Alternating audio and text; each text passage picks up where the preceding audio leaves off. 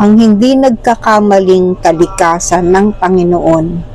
Bhagavad Gita 4:5.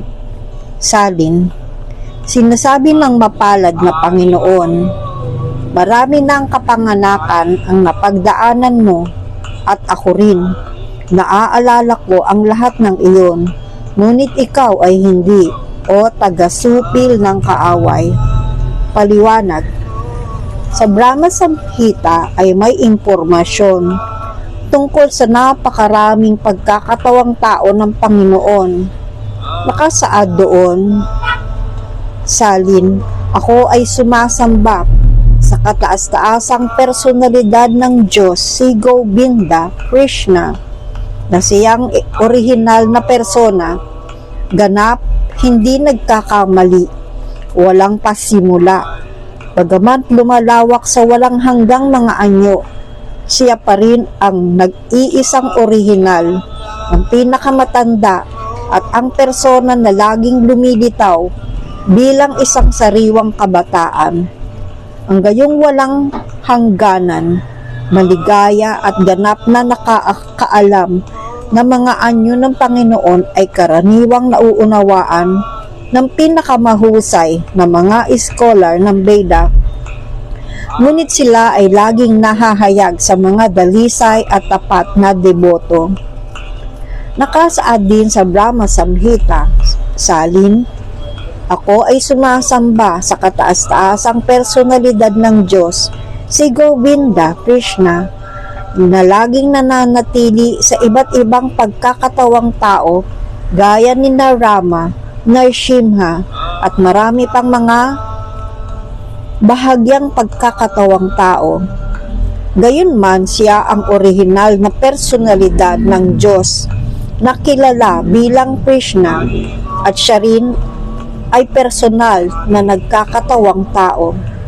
Sa mga Veda ay sinasabi rin na ang Panginoon, bagamat iisa at walang kapantay, ay nagpapakita ng kanyang sarili sa di mabilang na mga anyo.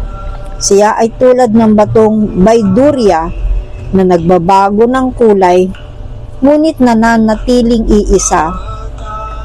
Ang lahat ng maraming anyong ito ay nauunawaan ng mga dalisay at tapat na deboto, ngunit hindi sa pamamagitan lamang ng simpleng pag-aaral ng mga Veda.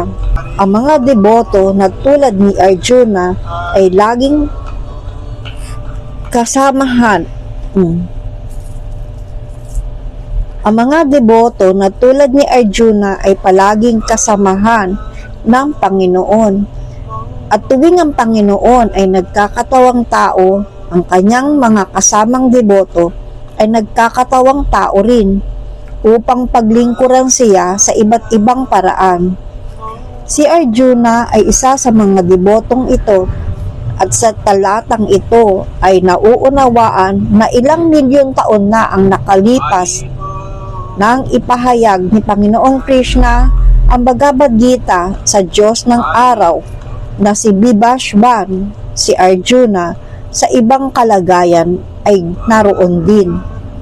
Ngunit ang pagkakaiba ng Panginoon at ni Arjuna ay naaalala ng Panginoon ang pangyayaring iyon.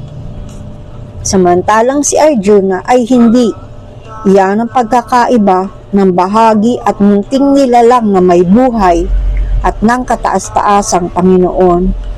Bagamat dito si Arjuna ay tinatawag na makapangyarihang bayani na kayang supilin ang mga kaaway, hindi niya maalala ang mga nangyari sa iba't ibang nakaraang kapanganakan. Sa makatuwid, ang isang nilalang na may buhay, gaano man siya kadakila sa material na pagtataya, ay hindi kailanman magiging kapantay ng kataas-taasang Panginoon. Ang sino mang palaging kasamahan ng Panginoon ay tiyak na isang pinalayang kaluluwa. Ngunit hindi siya maaring maging kapantay ng Panginoon. Ang Panginoon ay inilalarawan sa Brahma Samhita bilang isang hindi nagkakamali at syuta na nangangahulugang hindi niya kailanman nakakalimutan ang kanyang sarili kahit siya ay may ugnayan sa material na kalikasan.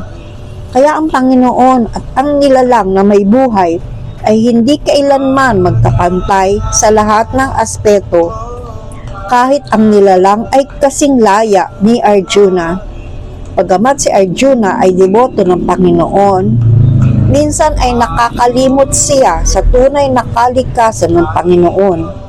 Ngunit sa pamamagitan ng banal na biyaya, ang isang deboto ay agad na nakakaunawa. Haribol.